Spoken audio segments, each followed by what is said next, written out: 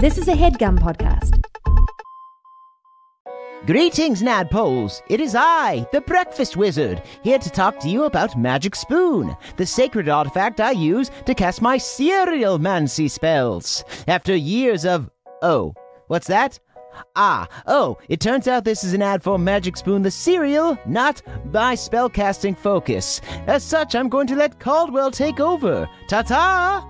Hey gang, Caldwell here. Sorry about that. Real quick, here is what you need to know. Birthday cake flavor is back. That's right, this limited edition cereal was so popular that Magic Spoon brought it back, and now you can get it for yourself. For a limited time, Magic Spoon is offering a free box of birthday cake cereal with every purchase, including subscriptions. This cereal is normally $10, so this gift with purchase is a great deal.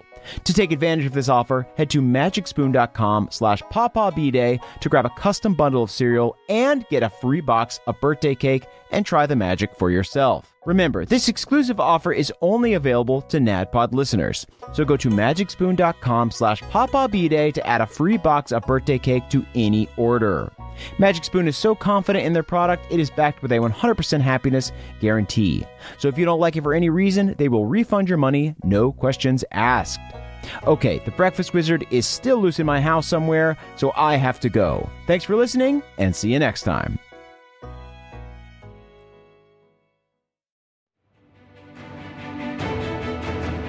Welcome to the campaign after the campaign. This is not another D&D podcast. Welcome back to Bohemia, everyone. Bohemia. I'm your Dungeon Master, Brian Murphy, joined by Jake Hurwitz, Hard one, Surefoot. Emily Axford, Moonshine Zabin, back at the gash and feeling like trash. Oh yeah. and Caldwell Tanner. Beverly Togold V, reunited with Erlen, and it feels so weird. Yeah. All your fault, really. Yeah, well. And of course, we've got returning guests, Siobhan Thompson. Apple Scrumper, I hit some things and now it's dead. Right on. Yeah. And of course, Zach Oyama. Oh, Mavericks the Unschooled. I'm covered in slime and having a real bright time. Great rhyme. Got one. Beautiful.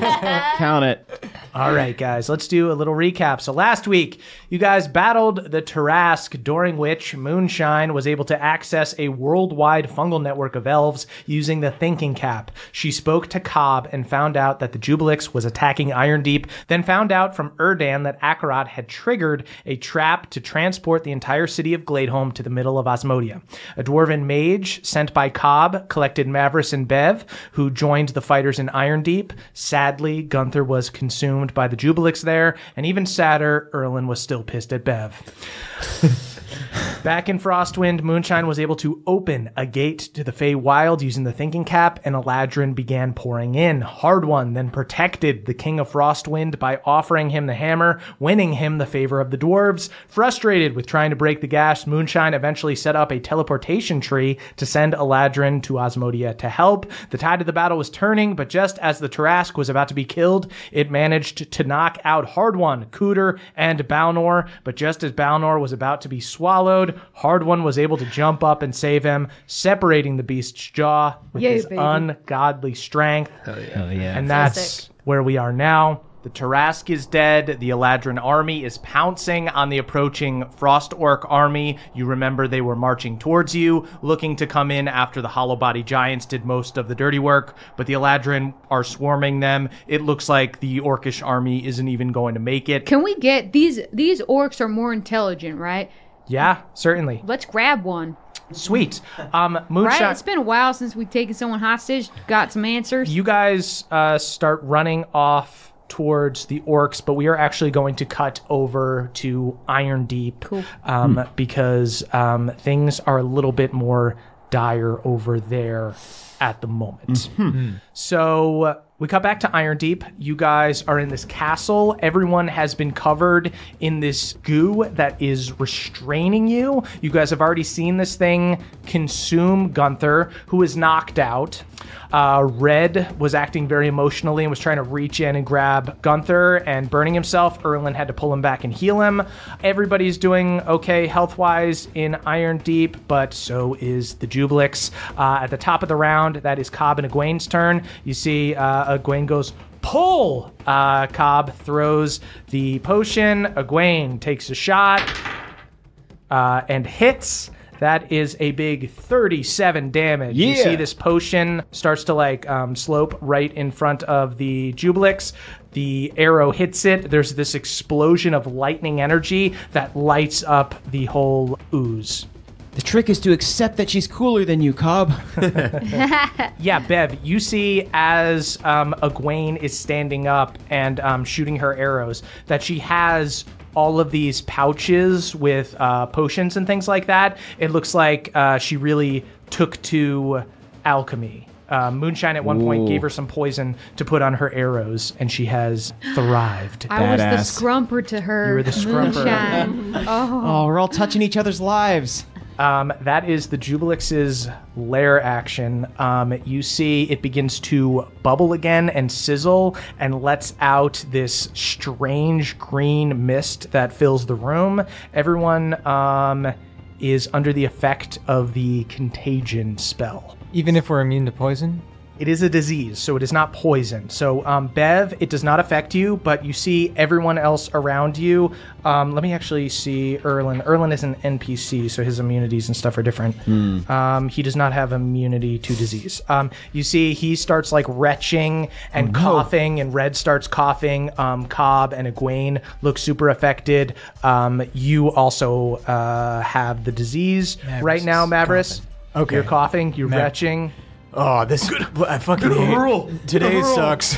At the end of everybody's turn, you make Constitution saving throws. If you fail 3 times, you get flesh rot, and that means you are susceptible to all damage. You take double damage. Every hit is a crit.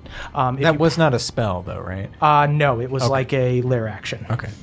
That is your turn, Mavris. You're surrounded by green mist. Everything smells like shit. There's a teen boy who thinks you're dating his friend. A bear just died in a really sad way. And you're sick. All right, we need to clear the air in a lot of ways. I really should have asked some more questions before coming through. I'm going to aim another sunbeam at it, which is concentration for a spell I've already had. And then as a bonus action, I'm going to use Fireball with Quicken Spell at a 5th level. Yeah. So, Jesus. Beam with one hand, and then you just chuck a ball of fire at this thing. just screaming. I'm picturing worst day a ever. Michael Jordan silhouette of you right now, Mavris, just with wings and sunshine and flames coming from your hands. As Erlen slowly shuts up. Hey, Erlen, make a poster of this. I still have sunglasses on. Okay, so Sunbeam is 6d8. Yikes. That's a fail. It's going to burn another legendary resistance. 28, halved to 14. Okay. So that's just the Sunbeam. A 5th level Fireball is going to be 8d6 plus 2d6. Jesus. 17 to pass?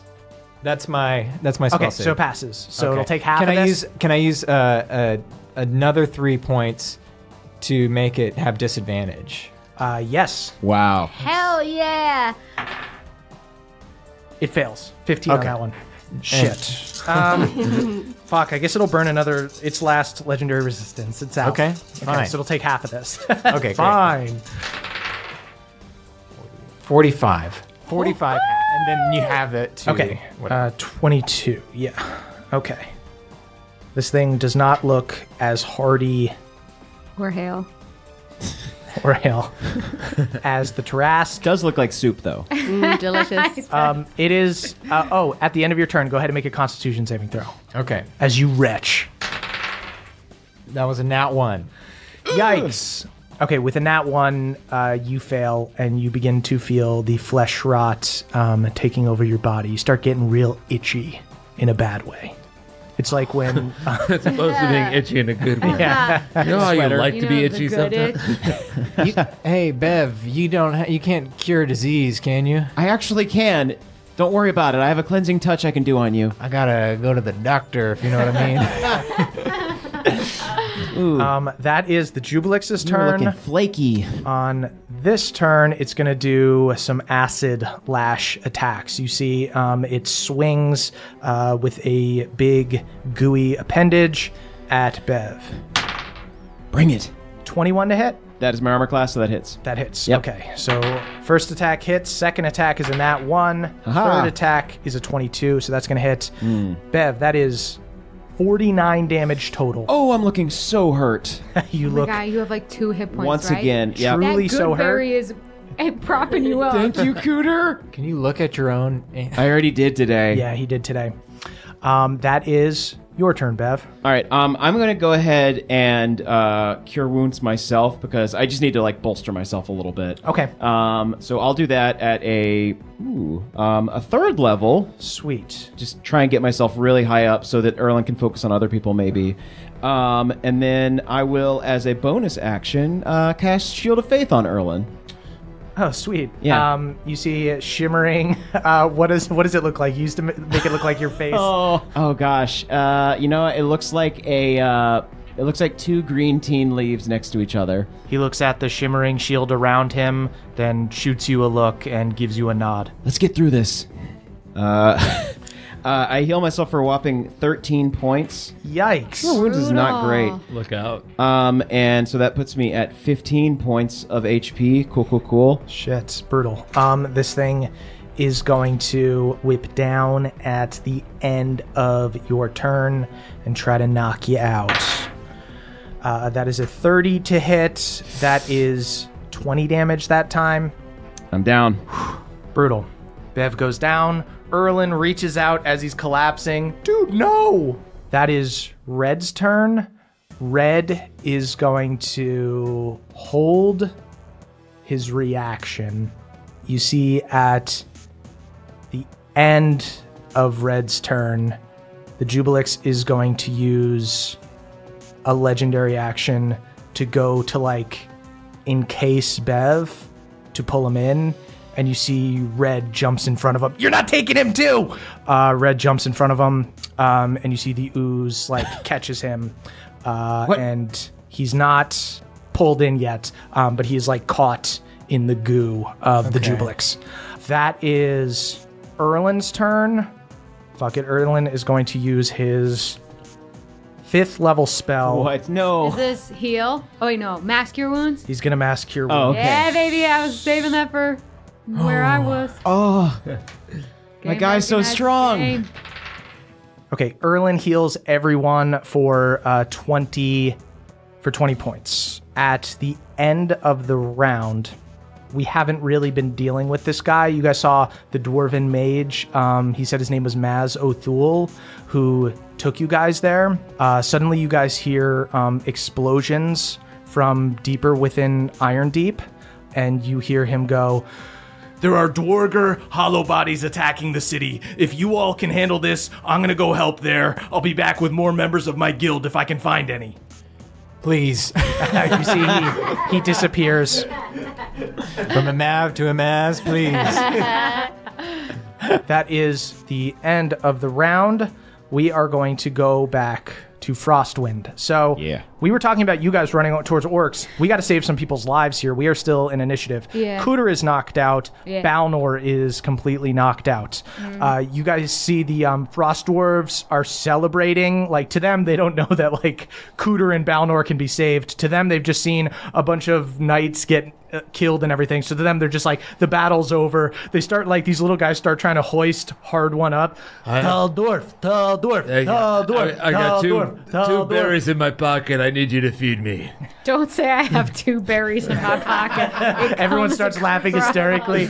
2 berries in his pocket. Very funny, man. I didn't This dude realize. fucking rules. He killed the freaking Thorask and he makes jokes about his balls, man. That is Balnor's turn. Balnor makes a death save. What? Get back around. passes. My turn. That is Cooter's turn. Cooter squirt with like a crooked, broken back on the ground. I hate my life. Cooter, I'm gonna get you out of this mess. That's a 10. Cooter is Cooter. Cooter Bare is fine. minimum to succeed. Moonshine, that is your turn. All right, y'all, gather around. We're doing a mass cure wounds. We're having a little mirror of what's going on there. Right on. 18. Thank you. Thank you. Cooter pops back up. I still feel better than I've ever felt in my life from that breakfast. You see, he does a Shawn Michaels kick up from the snow, and his back just snaps back into place. Well, I'm glad I came, I guess. My God, that was cool. Don't worry, Cooter. I'll teach you how to cook like that. Yeah, you see, as Moonshine is healing everyone up, the dwarves are all gathering around Hard One. King Coldane reaches his hand up. He can't reach your shoulder, so he grabs your arm and he goes, "Thank you, son of Moradin. We would have been lost without you. We would have been lost without all of you." Turns to all of you guys. We're all a bunch of misfits here. Glad we can defend the city together. Ain't that right? Starts laughing. Did you hear my Goodberry bit? I thought it was very funny. That was hilarious. Hard One, as you're talking to King Coldane, go ahead and give me perception or insight check. 22. Whoa. Okay. This dude needs to roll a nat 20 to be as sneaky as he'd like to be. Uh-oh. Hard One, as you're laughing with King Coldane and the other dwarves, you see he had this one Kingsguard with him, this dude that had goggles on.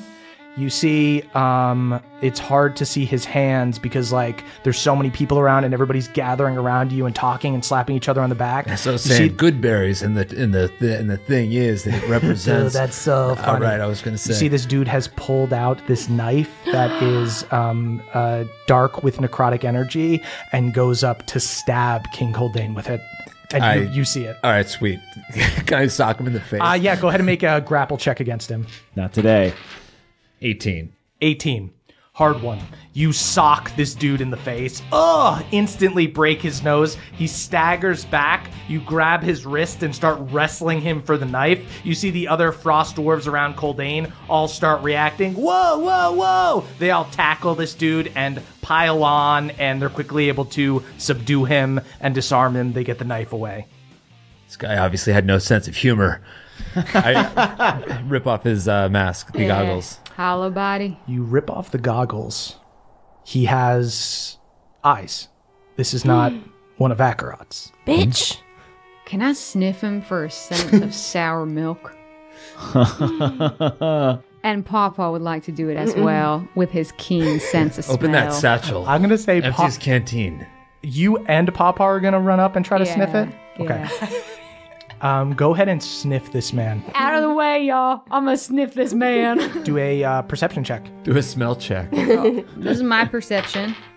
18. Pawpaw's? Okay, I actually did better than Pawpaw. 18.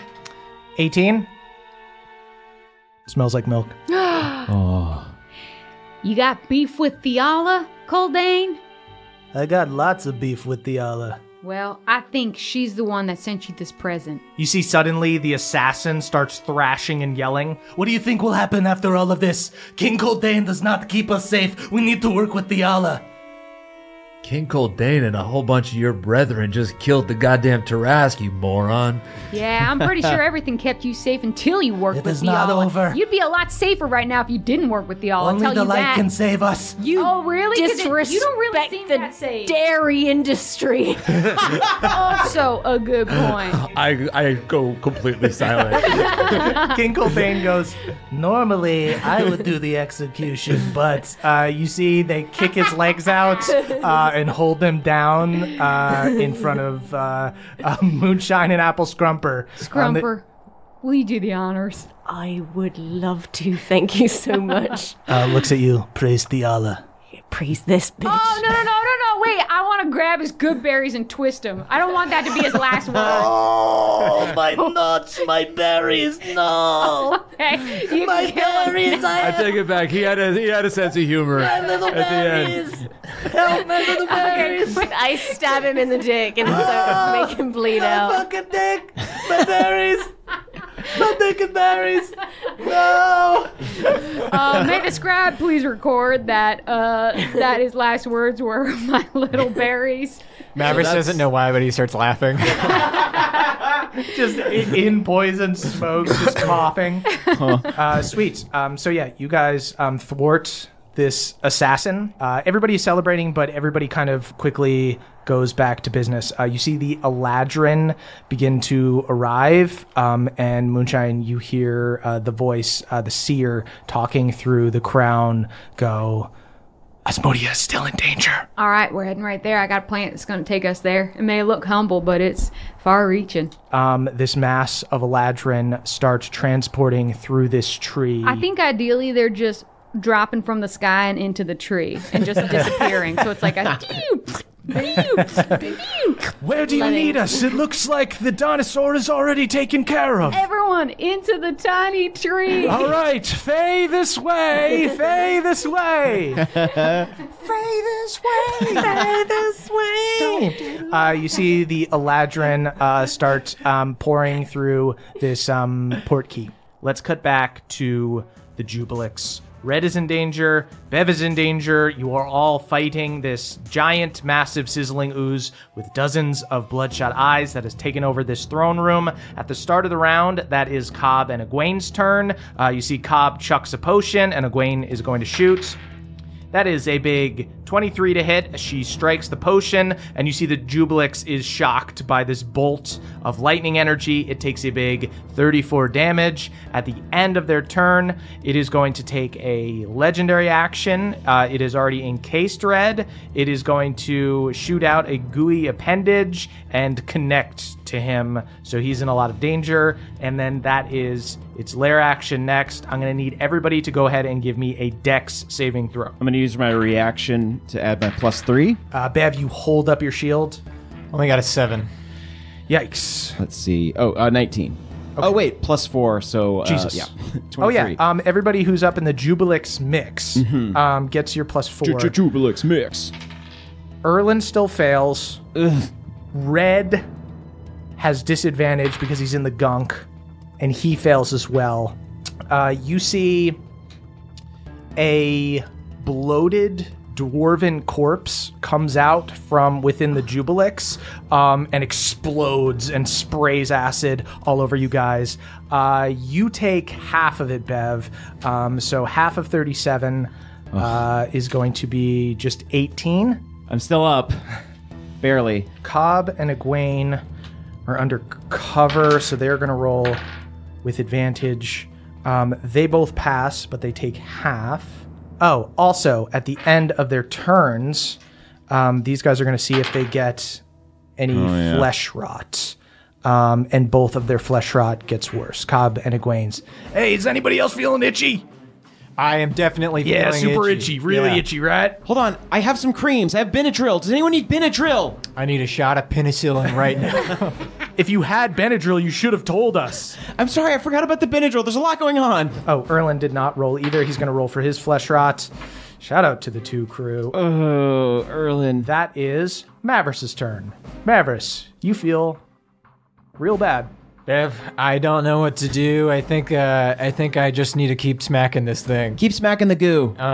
Another sunbeam, another 5th level fireball. Okay. Yes! Yeah! Hey, if he can, why not? Run through this legendary resistance. Yeah! He's got no more. That's true. Sunbeam is 68, so that's coming out. I think it's coming out of my chest like a Care Bear.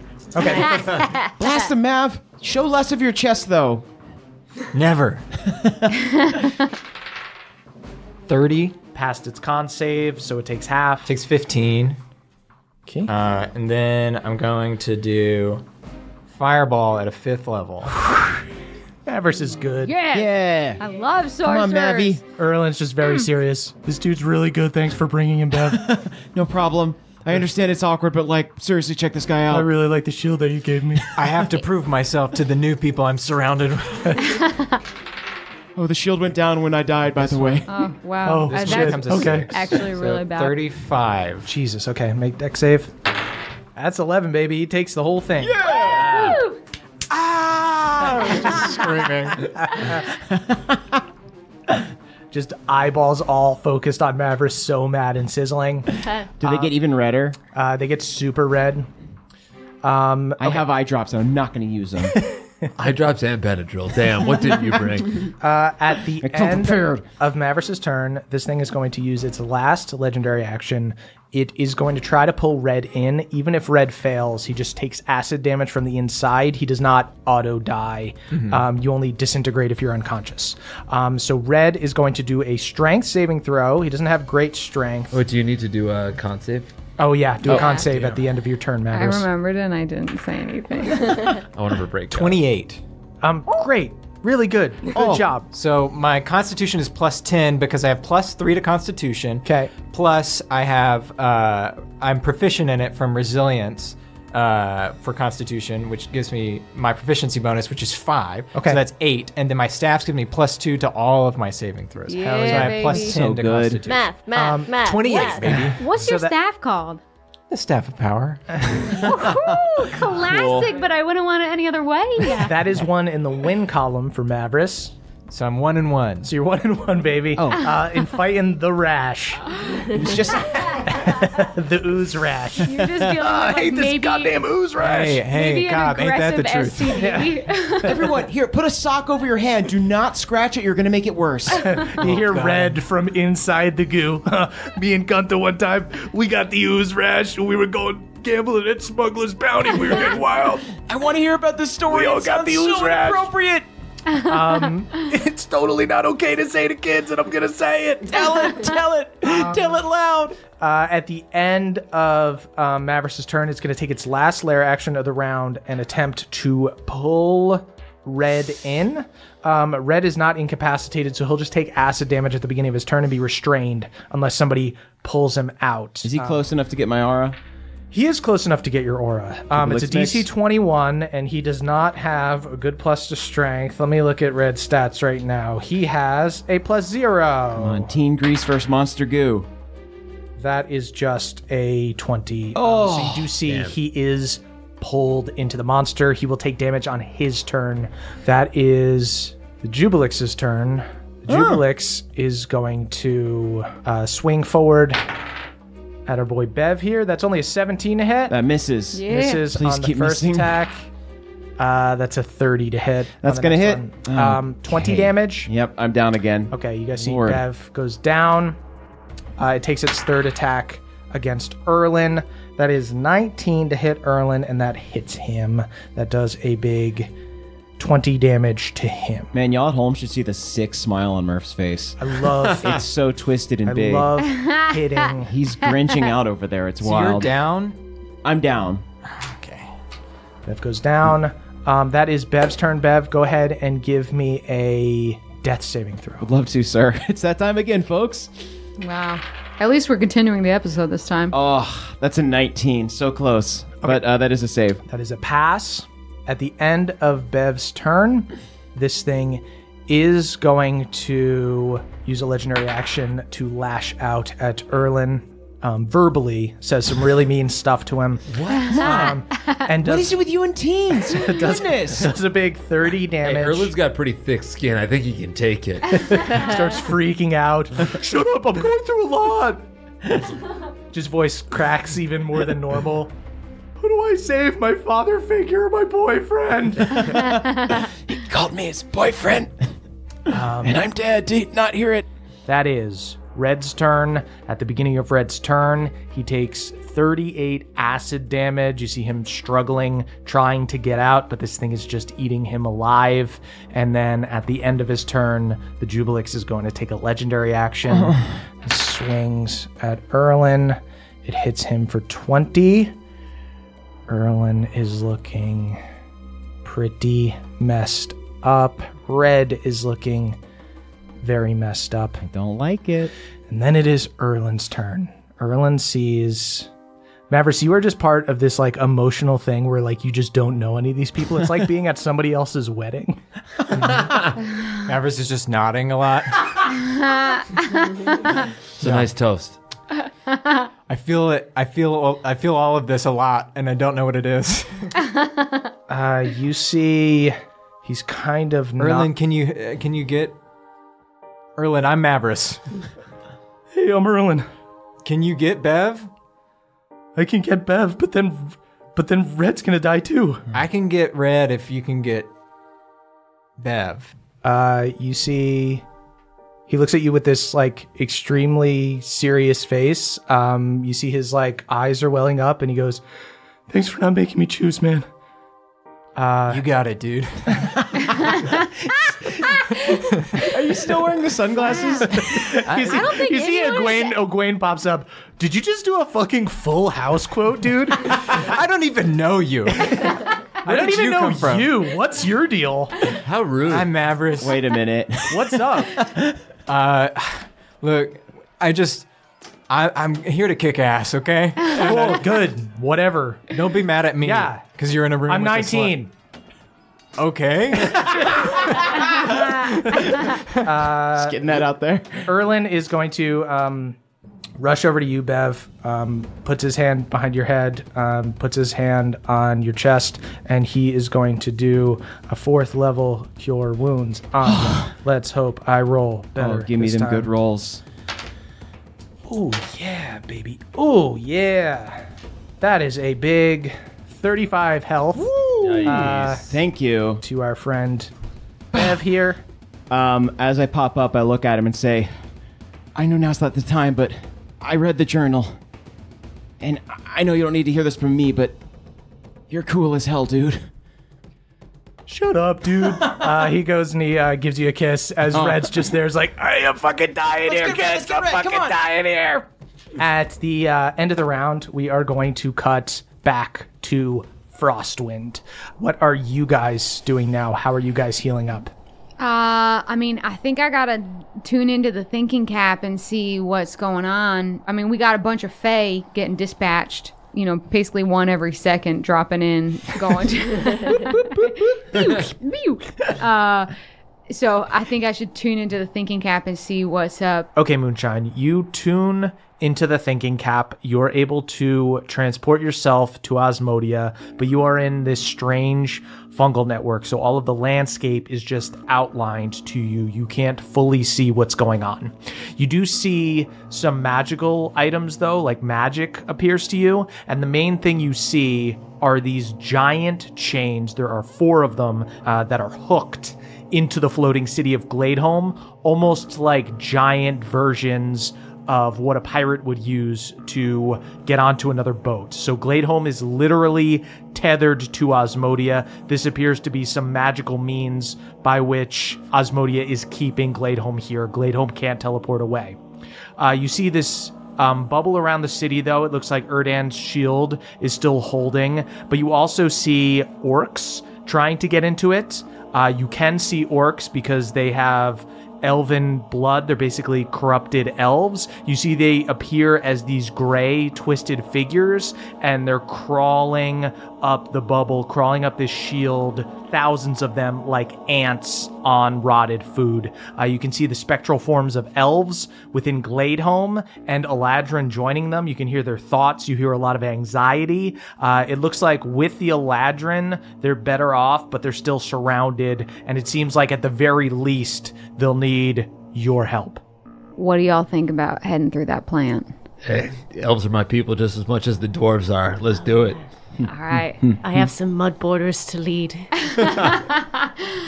All right. You see, as Apple, are you covered in shit? Yeah, isn't it great? as you guys are gathering up and getting ready to go into the tree, and the Eladrin are running in, Coldane runs over to you guys, and he goes, "Where are we needed?" You're needed in Gladeholm, which is currently tethered to Osmodia. This humble plant that I have referenced several times will take you there. You see Coldane turns to all the Frost Dwarves, who are all kind of just like celebrating. They're all, some of them are mourning people that they lost. A lot of them are just super exhausted. And Coldane turns to them and he goes, "Hey, these people just saved this city. They want us to help save another city. So us dwarves are gonna go to this weird tree thing. Help me out here, man. Kaldane turns to Hard One. You were on the right track. Yeah. The dwarves are headed to this weird tree thing. Fade away. This way to the Fae. Fae this way? What did it say? Don't delay. Whichever gets them moving, honestly. Whichever they seem more excited about. Hey, you know what? These guys have bigger berries than any other elf I've ever seen. Let's go through that weird tree thing. See, everyone starts cheering. Berries, berries. My jaw trembles and a tear rolls down my cheek. You guys see the Frost Dwarves join you guys as you go through the port key. Let's cut back to the Jubilix. Red has been consumed by this giant monster and is still struggling to escape. Bev and Erlin are taking serious damage. At the top of the order, that is Cobb and Egwene. Egwene shoots. That is a nat 1, but she is a halfling. She is lucky. Lots of halflings in this campaign. That's a nat 20. Yeah! Good So Lord. cool. Her and Cobb do a total of, oh my god, I combined their attacks to make this easy for me, but it also means that when they crit, they do so much damage. Heck yeah. She did 70 damage. Holy shit. You see this thing explodes and a huge chunk of it breaks off. I should have stayed dead. They got this. Dude, we absolutely don't. I was joking. I was trying to keep it light. Sorry. Yay, everybody keep it light, all right? We got to remember to laugh. Everyone remember to laugh. Cobb, you're crying. This guy's fucking hilarious, dude. Mavericks gets it. I honestly don't. At the end of Cobb and Egwene's turn. Yeah, but you're faking it real good. Cobb and Egwene both pass their flesh rot thing. The itch, I'm starting to like it. It's kind of fun to have an itch to scratch. It's like, it's like being addicted to tobacco, which is fine. Everybody knows. You're so red. He starts smoking, and it starts a small fire. Smoking's bad, guys. We can use that. That's like a fireball. At the end of Cobb and Egwene's turn, it's going to take an acid lash at Erlin. That is a natural 1, misses Erlin, whips at him, but the power of love stops him. You guys just like duck to make out, and the goo gets over his head. I put my hand in his back pocket. Hey, you motherfuckers, get me out of the goddamn goo. It hurts so fucking bad in here. I got bits of my fucking best friend in here. God damn it. Mavericks, it's your turn. I forgot to check in on this. Am I restrained still? You are restrained. Okay. Can I use my sunbeam to blow off the stuff that's restraining me? I would allow Dang. that. Yes. Okay, I'll do that. Okay. Just, just like a pressure washer. Right on. Blasting slime off myself. Sweet. Okay, I'm going to run and jump into the slime and grab Red. And then I'm going to use a quicken spell to thunder step out. Yeah! Thunderstep! Thunderstep! Jesus Rad. Christ, that's so rad. Okay, go ahead and give me acrobatics or athletics check. You can do it no matter what, but if you are fast enough, you won't take any damage. Okay. Or you could do like an arcana check or something, the idea being that like the magic protects you as you like just make the minimal amount of contact to be able to save Red. Very funny for me to be able to choose between Arcana Athletics and choose Athletics.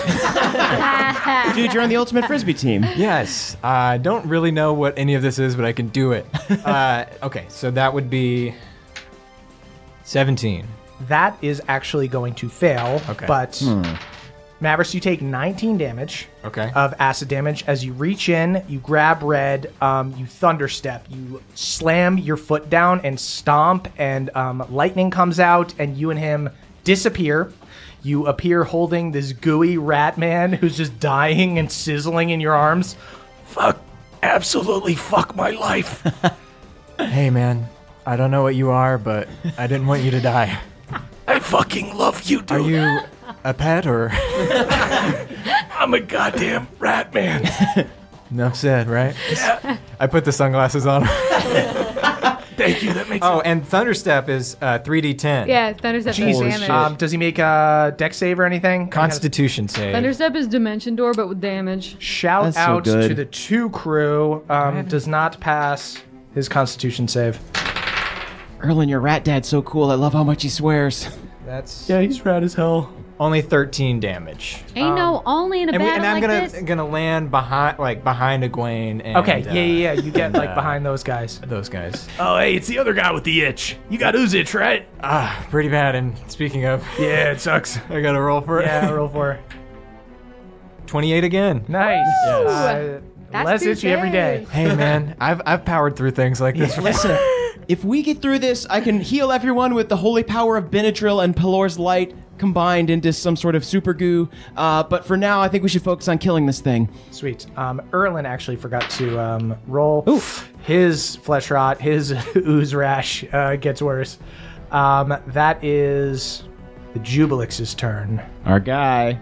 It's our guy, baby. It's our goopy guy. Our goopy guy. This dude, you see it opens like a false gooey maw and starts spitting up acid at Erlen. Erlen is going to go ahead and make a dex save. He fails. Can I use my reaction to, like, shield him? I will... Can I, like, toss my shield Captain America style? I will tell you right now that he rolled poorly enough that it will not help. But I will say that, like, you get up and try to shield him, and Erlen pushes you down out of the way. I don't need you to save me, dude. Covered in this acidy ooze, instantly knocked out and super hurt. And you see he falls back, and this green gunk begins to crawl on him like it did Gunther. That is your turn, Bev. Okay. How is Erlen looking? Erlen is knocked the fuck out. He's out. Yes. Nobody else can heal here. All right, Erlen's our healer. I gotta get him back up. I'm gonna go to him. Mavris is doing massive damage with his sunbeams and firebolt, so I'm not worried about that. I'm gonna run over to Erlen, just like old times. Gonna take out my two hands, clap them together, warm them up. Touch hands, my boy. You touch hands, your boy. You do a touch. He finishes hands with you in tandem. Hands. He pops back up. How much are you gonna heal him for? 15, so I have 5 left. Sweet. He pops back up to 15. That is Red's turn. Red, please don't get in there. Yeah, I don't want to go back in there, but at the same time, the kids, right? Yeah, if next turn I could do something, but I don't know if we can have that much time.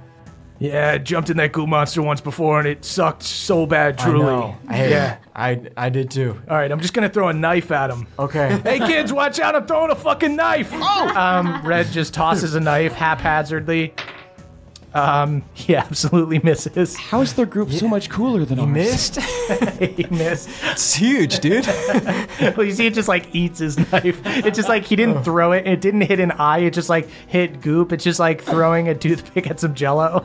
Just like, okay, yeah, you did that, I guess. At the end of Red's turn, this thing is going to take an acid lash attack at Bev as a legendary action. 21 to hit. That hits. 17 damage. Okay, still up. You stay up, baby. That is Erlen's turn. Erlen is going to hold his turn to see kind of where he's needed. He just looks around. He's got like a healing spell ready. You just see like one glowing gauntleted hand. That is back up to Cobb and Egwene, the dream team. Pull! Cobb throws the potion. That is a natural 17. That is a 26 total. They do a big 30 damage to this thing. Yeah. This thing is looking extremely messed up. At the end of Cobb and Egwene's turn, though, it is going to lash forward at Erlen. It hits Erlen. You see Erlen goes down. Erlen just gets hit by a big slimy hand. No! Gets cracked and flies back. That is Mavris's turn. Okay. Are you gonna throw a knife, dude? Don't throw a fucking knife, man! Can I have a knife later if I make it through this? Yes. You can have goddamn whatever you want, man. All right. Sunbeam, and then a level 4. My last 2 sorcery points to quicken spell Fireball at a level 4. Okay. 26. 26. Mavris. finish this. Maverick sees these two boys in love, and with his Care Bear power, shoots the sunbeam out of his chest. He rips his sunglasses back from Red and puts them back on. And then actually takes a knife from Red and throws it in the air, just because. Whoa, those are collectors. Yes! Love is love! Did you just quote Lin-Manuel Miranda? Is love. And just shoots a sunbeam at the Jubilix. Jesus Christ. You shoot this beam of red hot light, hits this thing, and it begins to melt away as you give an insane speech that you took from someone who does not exist in this world. I just made that up. Mavericks loves the Tony Awards. That's so inspiring. You see old Cobbus sobbing. That's fucking beautiful, man. God damn it. I'm Mavericks. Plagiarism. You might be unschooled, but your heart is so wise. Did I make an impression, everybody? Yeah, you fry this thing. The rest of the goop falls and sizzles and disappears. It like melts away all of the stuff that it lands on, but it is no longer sentient. So it just plops over. Immediately, Egwene runs over and she runs up to you, Bev. She puts her hand on your shoulder, and then she leans down and she pours a potion in Erlin's mouth. You see Erlin pops up and he starts coughing. Oh, hey, everyone. Anyone that's afflicted with the contagion, I cleansing touch them. Oh, can I roll just to see if I beat it of my own free will? Yeah. 19, I beat it. You beat it. You're like, get away from me. I don't need My immunity is so... Okay. I've You look basically great. gotten the flu shot for this. Did you beat Uzich on your own, man? Tell people that. Tell my tale. Everybody gets over their... He quoted Lin-Manuel Miranda and beat Uzich on his own. He's a Is there a legend. bard here? Come on. Someone make a song. Bastard orphan. You guys all catch your breath. You look around. You see this destroyed castle. You see the decaying remains of all these guards that like tried to help. And you do hear fighting throughout the city. And as you guys like try to catch your breath, you see Red is kind of staring forward, obviously very upset that he lost Gunther. You see Maz, this little wizard dwarf guy, suddenly appears in the doorway, and he goes, "There's trouble at the dwarfenage. They can't defend themselves. They don't have enough guards." We're there. All right, follow me. And he runs out. You guys take off after him. We're going to cut back over to the other team. Hey everybody, it's Emily here to talk to you about Aura Frames. Mother's Day is coming up and some of us are looking for a way to shower the maternal figures in our life with love. Well, look no further. Aura Frames are the digital picture frames that bring all your photos and videos together in one gorgeous, high-resolution display. They're super easy to set up. They save you from the struggle of printing and framing your favorite photos, but most importantly, they help you stay connected with family that live far away. That's because you can kind of preload a bunch of pictures onto the frame, but you also get to keep adding pictures, and you can invite the rest of your family to add pictures. The gifts you make mean the most, so this year turn your family's past into the perfect Mother's Day present with a connected frame from Aura. Right now, Aura has a great deal for Mother's Day. Listeners can visit auraframes.com/pawpaw to get up to $30 off on their best-selling frames. That's AURA frames.com/PAWPAW. Plus, listeners can get free shipping with code PAWPAW at checkout. This deal ends on Mother's Day, May 14th, so don't wait. Terms and conditions apply. Goodbye, sweeties. Hey there, Nadpoles. This episode is brought to you by Rocket Money. Do you know how much your subscriptions really cost, folks? Well, most Americans think they spend around $80 a month on subscriptions, but the actual total is closer to around $200. Holy hell. If you don't know exactly how much you're spending every month, then you need Rocket Money. Rocket Money is a personal finance app that finds and cancels your unwanted subscriptions, monitors your spending, and helps you lower your bills all in one place. Over 80% of people have subscriptions that they forgot about, and chances are you're one of them. Like that Stars app just to watch that one show, or that free gaming trial you never actually used. Well, Rocket Money will quickly and easily find your subscriptions for you, and for any you don't want to pay for anymore, just hit cancel and Rocket Money will cancel it for you. It's that easy. Rocket Money also helps you manage all your finances in one place and automatically categorizes your expenses so you can easily track your budget in real time and also get alerted if anything looks a little funky. Over 3 million people have used Rocket Money, saving the average person up to $720 a year. Wow. So stop throwing your money away, cancel unwanted subscriptions, and manage your expenses the easy way by going to rocketmoney.com/pawpaw. That is rocketmoney.com/pawpaw. One more time for you, rocketmoney.com/pawpaw. Thank you. You guys appear in Gladeholm by the Silver Tree outside of Gladeholm Castle. You're with frost dwarves and Eladrin. You see orcs are trying to get in. They're climbing the barrier. Mages and archers are getting ready to fire on them. Others are running to the front lines and preparing for them to get through the barrier. It's kind of like the bubble in Esri looking out. You can see outside, but everything looks kind of blurry, but you see the outlines of the fallen city with crumbling towers and buildings. Actually, you know what? Let's go ahead and do a pure luck check. We'll say 10 or higher, and the barrier is still up when you guys get here. If you get any lower, then it'll just be chaos as soon as you show up. Okay. Who's rolling it? Who's rolling it? Not me. I've been rolling like shit. That's why you're fucking due. Yeah. Yeah, you got out your pirate rolls. Now it's time. Yeah. All right. I've been rolling too good. My luck's gonna end. 19! Yeah. Finally, 19, a 19 the shield is still holding. Great. You see that there are all these projectiles flying at it.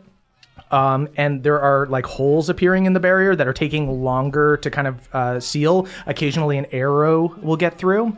But you do see coming through the port key are your old friends Cran and Durlin. You see Cran looks like this little monster hunter, a bunch of daggers on her belt and 2 swords on her back.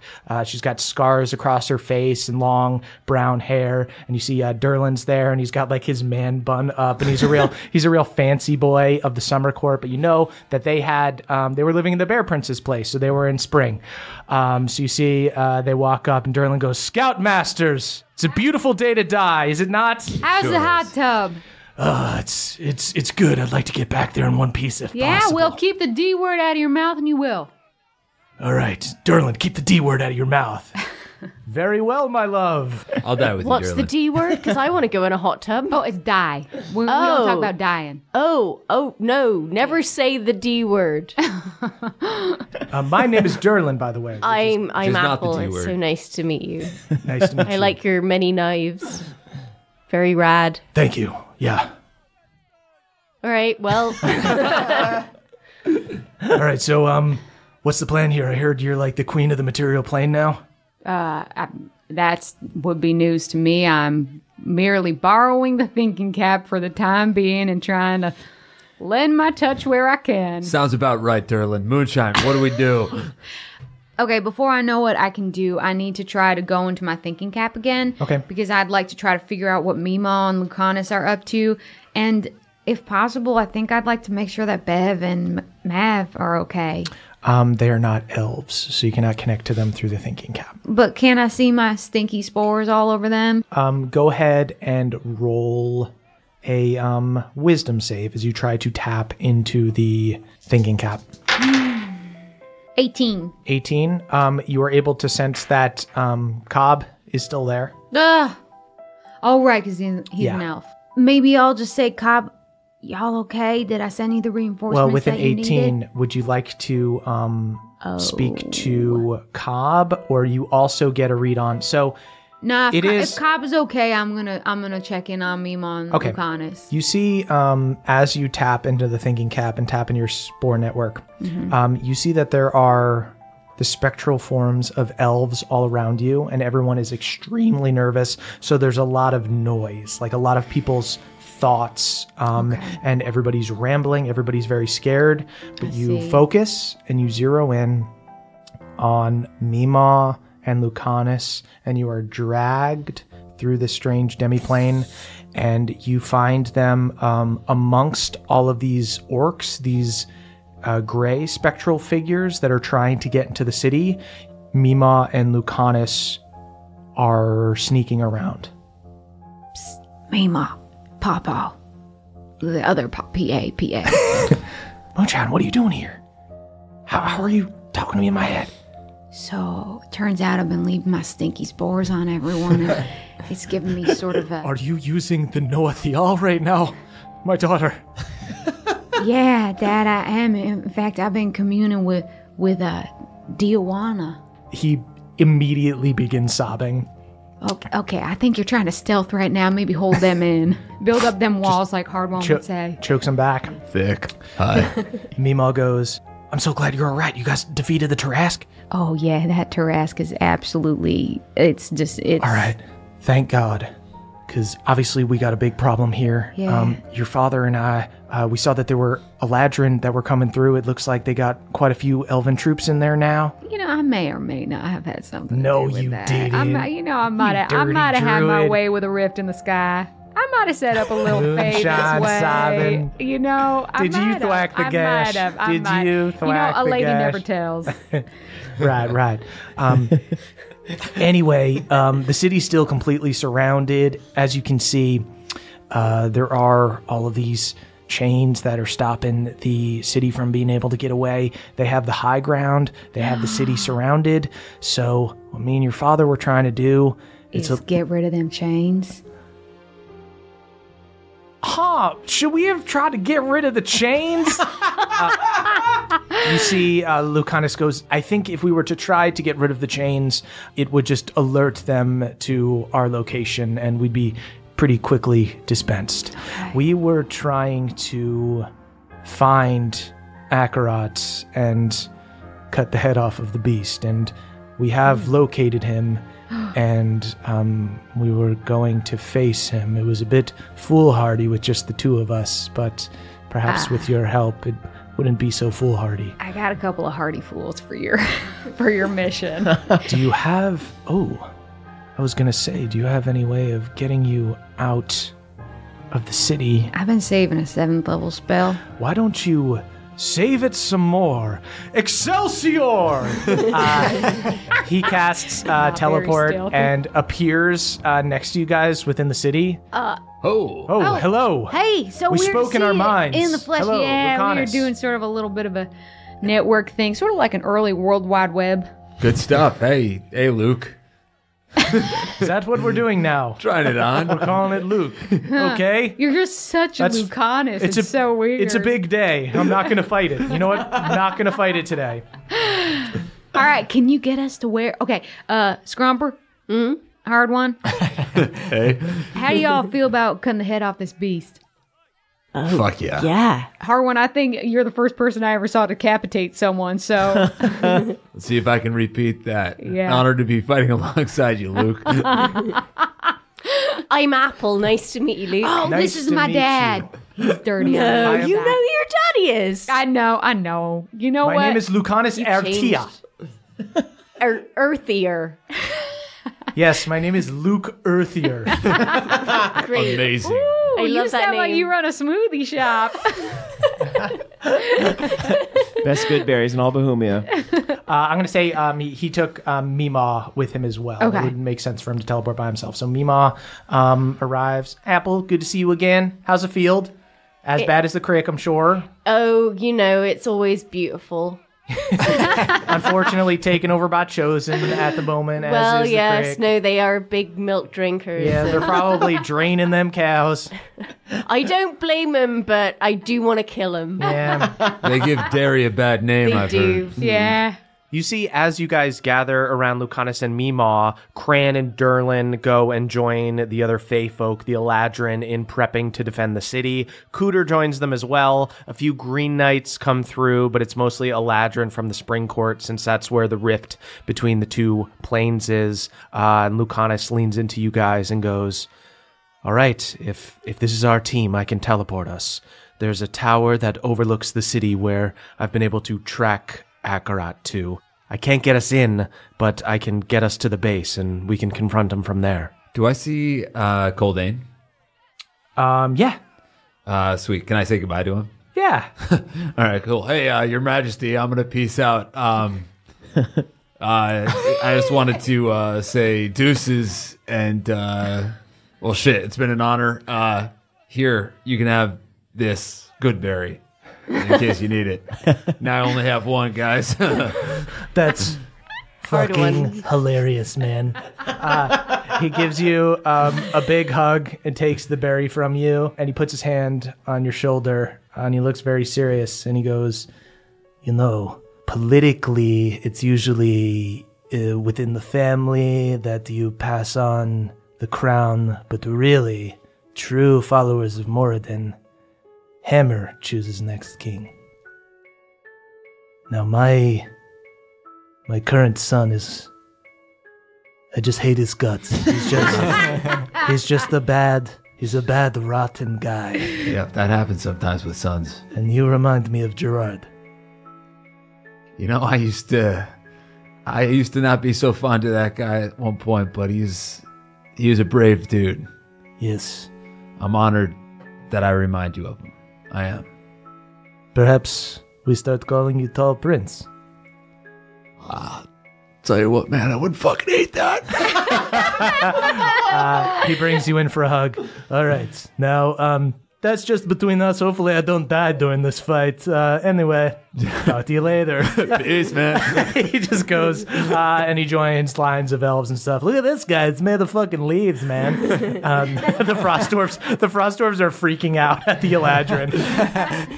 Made up leaves? Just complete culture shock All right, on both dwarf. sides. Hey, Frostwind dwarves, maybe we be nice to the Eladrin, okay? Maybe we try on some leaves ourselves. All right. Give me some of your leaves. I'll put it on. Start making little... What's that about a hard one, huh?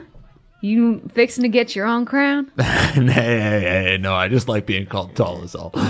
Everybody's finding their daddies today, I guess. So Lucanus gathers you guys all together and goes, "The shield won't hold forever, but hopefully the army can hold off the orcs long enough to give us time." For morale. I mean, a lot of these folk, I'm telling you what, I'm tapping into some negative energy, and a lot of these folk think that they are just on the other side of death's door right now. And I want people to know that they are not fighting to die. I think if you were to tell them that, it would make them feel a lot better. Moonshine, you hear all of this chatter in your head using the thinking cap. I'm so bad at this shit. I lay down my wood block so Moonshine can stand on it and get just a little bit taller. I get a little bit taller. I put her on my shoulders. I get a lot taller. Hey, y'all. Hey, y'all, listen up! Hey, y'all. My name's Moonshine Sabin. Sorry, this isn't one of those kind of events. Hi, Moonshine. Oh, hi. You see all the cricks say it at the same time. Wow. I'm not much of a public speaker, more of a sort of behind the scenes kind of person. Anyways, I want to let y'all know, I know that y'all think that you are here to die an honorable death for a cause that you believe in, but that is not what is going to happen. We are going to make sure that what you are doing is not in vain. Go ahead and make a persuasion check with advantage. 16. 16. You see, one Frost Dwarf just yells out, "This woman tore a fucking hole in the sky." That's true. I guess what I'm trying to say, y'all, is that this fight is not on your shoulders. The heavy lifting is going to be down to us, and we are going to make it easy for you. That is all I'm saying, and I want you to go into this fight knowing that we have got your back. So get your mud boards. Climb them trees. You see a bunch of elves start putting their mud boards on. They do that really laborious snowboard thing where they like sit down and they start clipping in. And you see elves and frost dwarves look up at you, Moonshine, and there's just a chorus of kind of I am Spartacus, but just like, no, I've got your back. Now I've got your back. Okay. I've got your back. You buy us time and we will buy you your lives. Would love to have my life. Well, you will. We got your back. We got your back. We got your back. We got your We back. got your Going back. all through the city. Okay.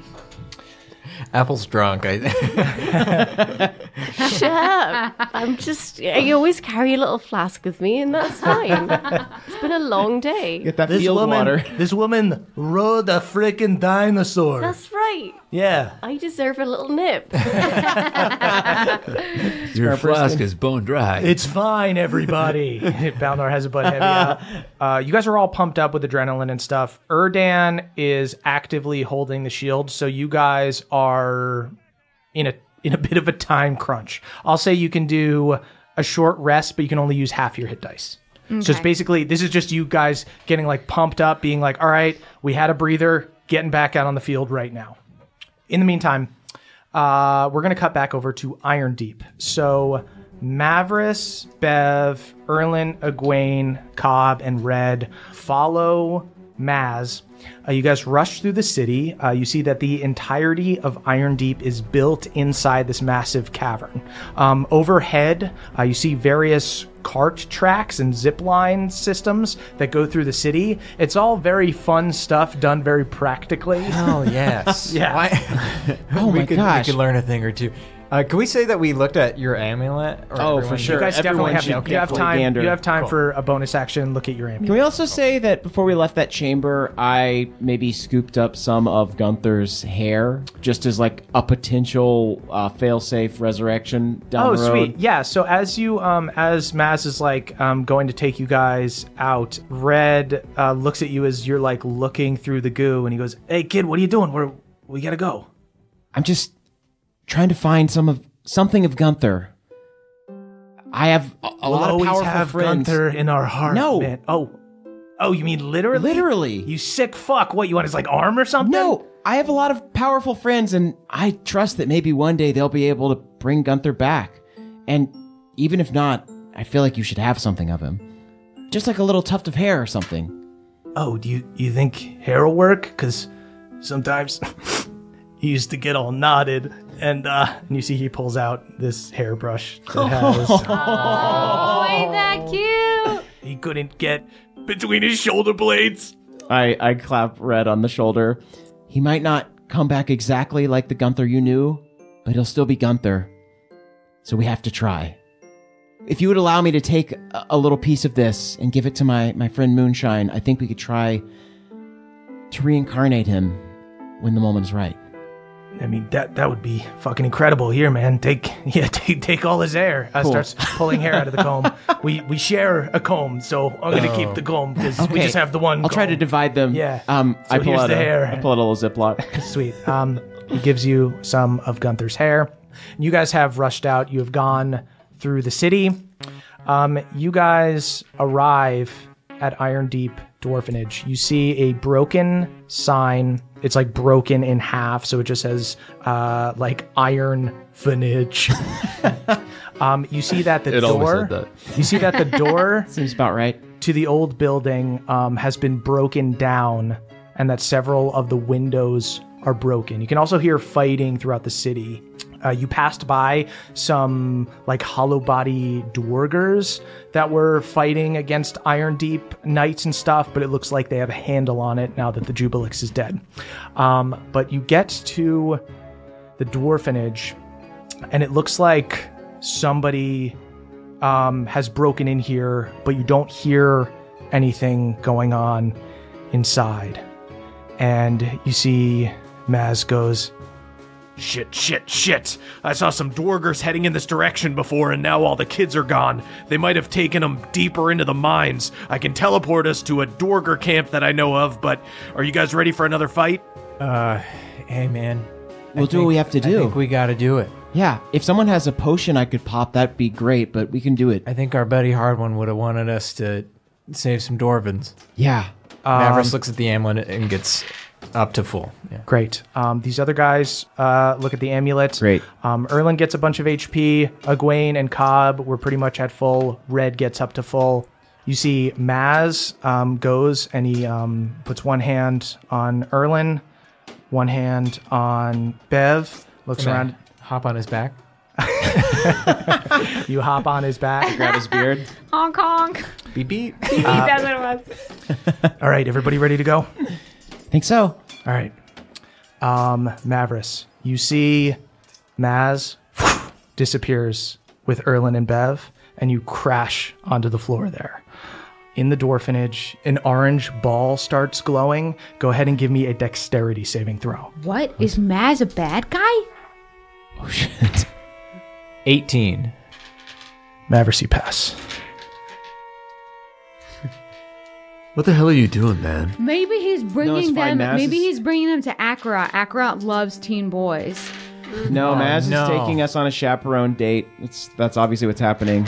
We're going to a roller coaster. It's I fine. think he's bringing you to Akra. Akra loves teen boys. Murph has so much dice back there. No. 75 damage. As you see, the dwarfenage explodes. All of these stones and rocks fly out, clearly rigged with some kind of trap. You guys all are knocked prone. You're blown back from this explosion, and Egwene just scrambles to her feet and she goes, "What the fuck happened? Where did they go?" I think Maz is a fucking asshole. I think he's part of the bad guy team. Look, I know the least about everything. So 75 was half? No. 75 was total. So if you take half, you only took 32. Oh, okay. So Cobb failed, so he looks super fucked up, but still alive. Red looks messed up because he doesn't have a lot of HP to start with, so he's not looking great. And Egwene looks like a little messed up, but right now she's just frazzled. Okay. Can I make some kind of Arcana check to see if I understand, if he was, or just a go ahead and- perception check or something to make sure if he was lying or Go something? ahead and make an Arcana check. Yeah. Arcana. Are you doing for me. an Arcana check to remember every interaction with him or something to see if he's a bad 11 guy? with him. Could I also make a is there anything that I made an 11 on an Arcana check, but can I make any sort of perception check? Perception or insight, Basically, we want in the movie when all the flashbacks happen back to yeah. back, and you Your realize Kaiser the person was Soze. a bad. Yeah. Can I put the pieces together? Yeah. He said his name was Maz Bad Guy. That's only a 13. Okay. Insight. So you know that in order to cast the teleport spell, it's not a banishment or anything. The person has to want to go with you. They have to agree to the teleport. So it seems like he lured you guys here, was hoping to, for some reason, teleport Bev and Erlen somewhere, and then get rid of the rest of you guys. But you guys are too strong to be killed in one hit. This is unnecessarily optimistic, but maybe he's just a private eye for Martha Togold, and she just really wants Bev home. Or and a safe. couples counselor. She wanted and just feels everyone he Bev knew and to Earl die. all the time. Again, I think he's taking us to Six Flags. Wait, yeah, you're 19. You told me earlier for some reason. Right? Yeah? Maybe they want kids for some reason. So you think maybe he's part of the Dwargers or something? I don't know. I think he's part of. Do you know who Akarat is? How much of this do you know? As you guys are chatting, we're gonna cut over to Bev. Bev, Okay. you appear in darkness. It does not look like you're near a Dwarger camp or anything. You don't hear anyone at the moment. Maz? Erlen? You hear somebody 10 or 15 feet in front of you. You hear Erlen go, Bev? Bev, is that you? Erlen, is that... Where are you? I hear your voice. You see Erlen. Did we tug on the beard too hard? You see Erlen holds his hands up. You see he lights a white flame in his hand. He's able to light up his face, and he goes, "Yeah, I don't know. I don't know if the Dwargers have some kind of block, but this cave is really dark." Suddenly, you see he's hit with this concussive force. Erlen! The light goes out, and you see he's pulled up. He's yanked up to the ceiling, and you hear a crash of metal. I pull out my sword. You pull out your sword, it begins to glow white. You see torches start going up all around the room, and you see the source of the spell that threw Erlin to the ceiling. You see Mazo Thule. You see he's now wearing a mask like the grave robbers that were working with Galad and the Chosen. As the torches light all around you, you see that you are in the middle of a large circular stone room. You are surrounded on all sides by chosen knights, archers, and mages from the grave robbers. You see Maz just gives you a little smirk. And a moment later, a figure pushes through the soldiers, Theala, with long golden hair glowing with radiant energy. You can see Erlin struggling up on the ceiling. You know what you're doing isn't right. You know it deep down. This isn't the way. How could this be? Look at him! Look what you're doing! What choice did I have, Beverly? I wanted to work with you. There's always a choice. There's always a better choice. You had a choice. You made your choice, Beverly Togold. Now you're going to help me, whether you want to or not. And that's where we'll end our session. Oh, no. God damn My it. boys. So it's not Six Flags. No, it's the worst place you could be. No. Oh, wow. Oh, goodness. We should have sniffed Maz to see if he smelled like sour milk. We forgot to we sniff gotta sniff people. everyone. You gotta remember to sniff Yeah. more people. Sweet, guys. Follow us on Patreon, patreon.com/NADPOD. That's NADDPOD. Don't sing We yet. are... Fuck. You messed up. He got you. How many episodes have we done? You messed up. How many? So you can listen That's the cue. listen to our short rest after show. We can theorize on what's going on with Bev here. Then, guys, Zach Oyama, what do you got to plug? I guess same as last time. We got Dimension 20 on Twitch, and then I have my own Twitch at Zach Oyama. Right on. Apple, what do you got? Yeah, Dimension 20. I'm also on. Watch Rick and Morty. More episodes coming out at some point. Unknown. And, read a book. Yeah. Oh. Any book. Any book. I want What's to a ask book? that you don't read. Oh, shit. Take that book, tear it up. Go to the library, tear those books up. I'll play. Tell them Maverick sent you. I'll play a visual novel to appease you both.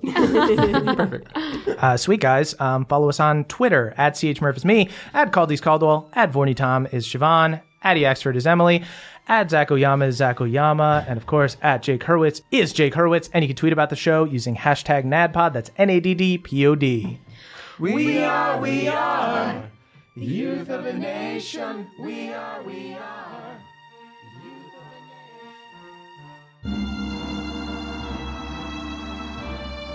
Hello, friends. Caldwell here. It is the end of our show, which means it's time to shout out our benevolent Council of Elders. Let's get right to it.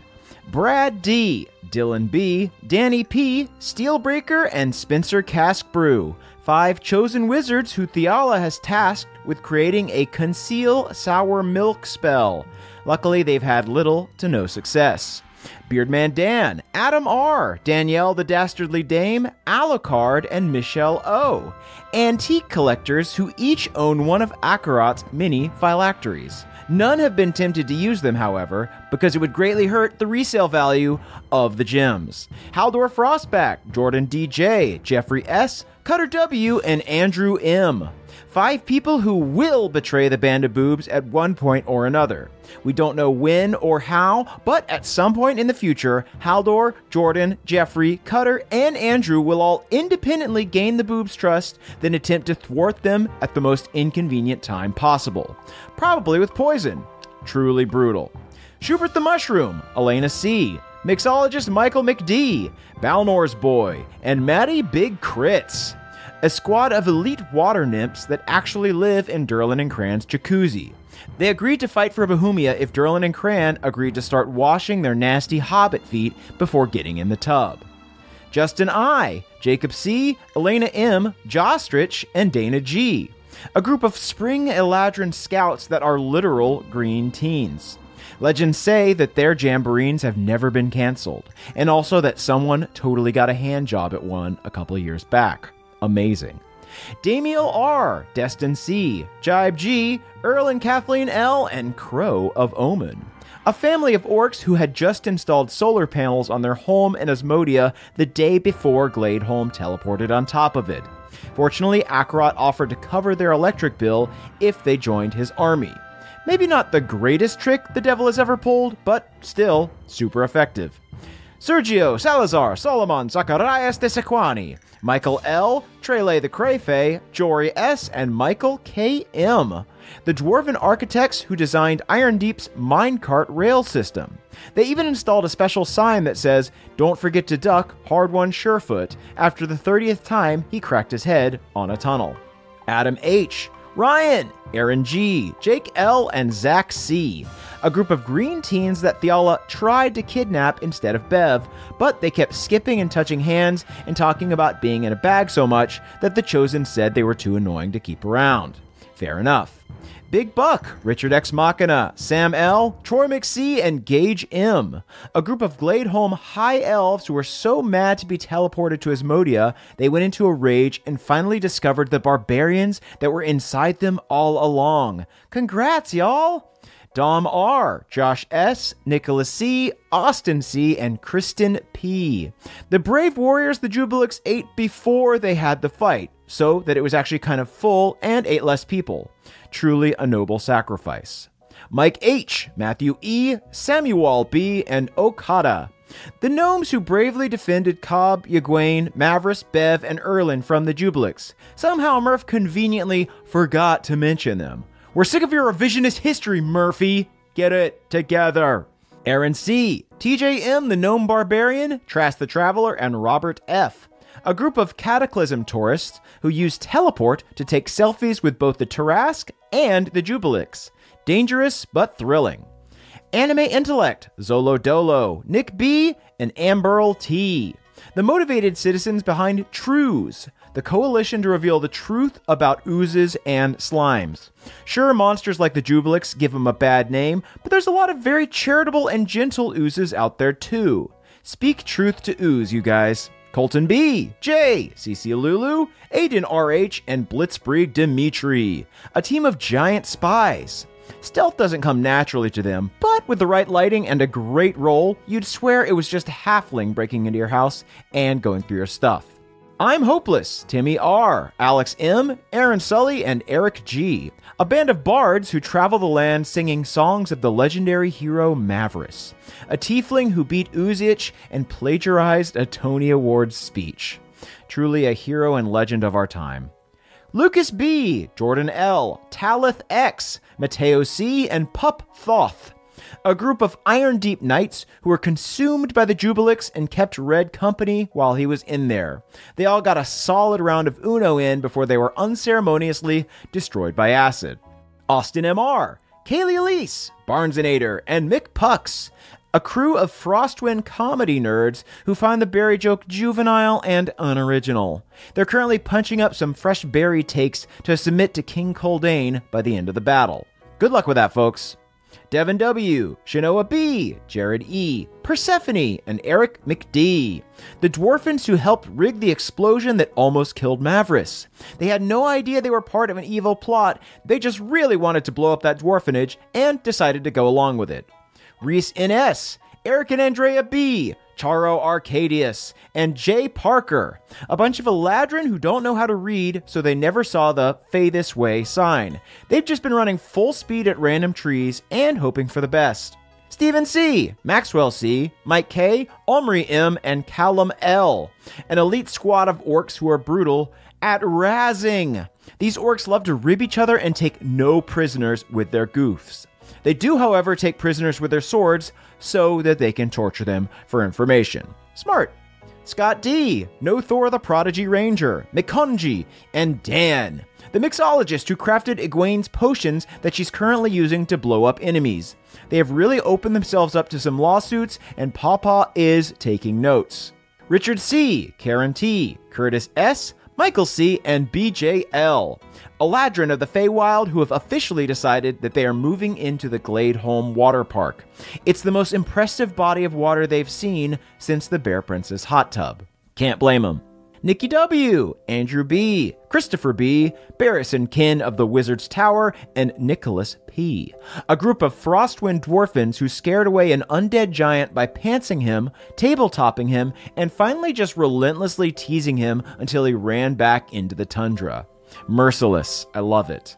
Kevin M, Angel B, Rahul N, I Am the Atlas, Mary Bell the Kitty Morphing Gnome, and Esme M.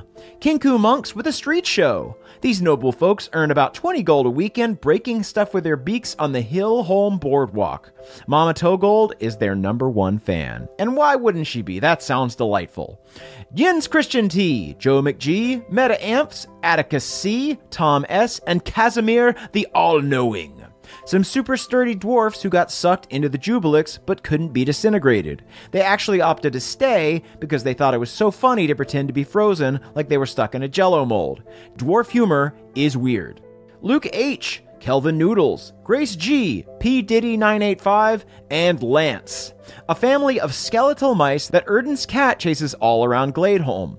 Their hilarious hijinks is an inspiration and an escape to us all during this bleak period filled with war and death.